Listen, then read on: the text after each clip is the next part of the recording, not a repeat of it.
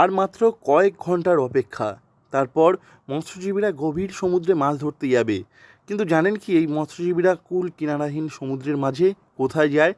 তারা যায় বড় ও ছোট খাঁড়িতে। সমুদ্রের মাঝে একটি অগভীর অংশ রয়েছে যা নালার মতো। মাছ এসে জড়ো হয় সেখানে। ফলে এই অংশে জাল ফেললে বেশি পরিমাণে মাছ পাওয়া যায়। ইলিশটা আশা করি এবছর প্রচুর ভালো হবে। মৌসুমি বায়ুটা অনেক আগে চলে এসেছে। আমরা ঠাকুরের কাছে কামনা করবো ব্যবসাটা যেন ভালো হয়। না পূবের হাওয়া, তারপর আমরা তো অ্যাকচুয়ালি ওই যে দু মাস যে বন্ধ রেখেছি, 2 মাস বন্ধ রাখার পরে নদীতে প্রচুর মাছ একটা হয়, বা মাছের যে ব্লিডিং পিরিয়ড হয়, মাছের সংখ্যাটা বৃদ্ধি পায়। মাছটা ভালো হবে আশা করছি। আমরা এই ঘাট থেকে ছেড়ে দেবো। তারপরে আমাদের ওখানে গঙ্গার ঘাটের মন্দির আছে, একটা খুব জাগ্রত মন্দির, ওখানে ঠাকুরের নাম নিয়ে সবাই পূজা আস্তি দেবে। তারপর ওখান থেকে রাতে রওনা দেবে। অগভীর অংশ হওয়ায় মাছ এসে জড়ো হয় সেখানে। ফলে এই অংশে জাল ফেললে মাছ পাওয়া যায় ভালোই। এই চ্যানেলের মতো অংশটির বেশিরভাগই রয়েছে বাংলাদেশে, ফলে সেখানে মাছ বেশি পাওয়া যায়। ভারতেও রয়েছে ওই চ্যানেলের কিছুটা অংশ। ভারতীয় জেলেরা সেখান থেকে মাছ ধরেন।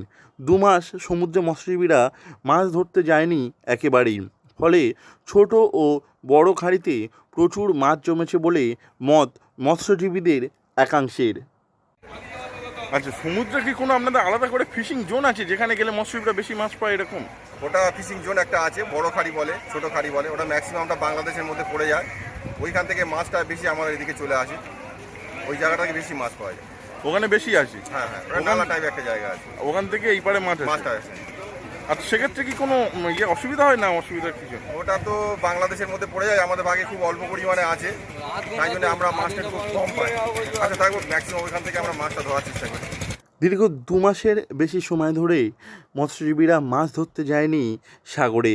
ফলে চ্যানেলে প্রচুর পরিমাণে মাছ এসেছে বলে মত তাদের।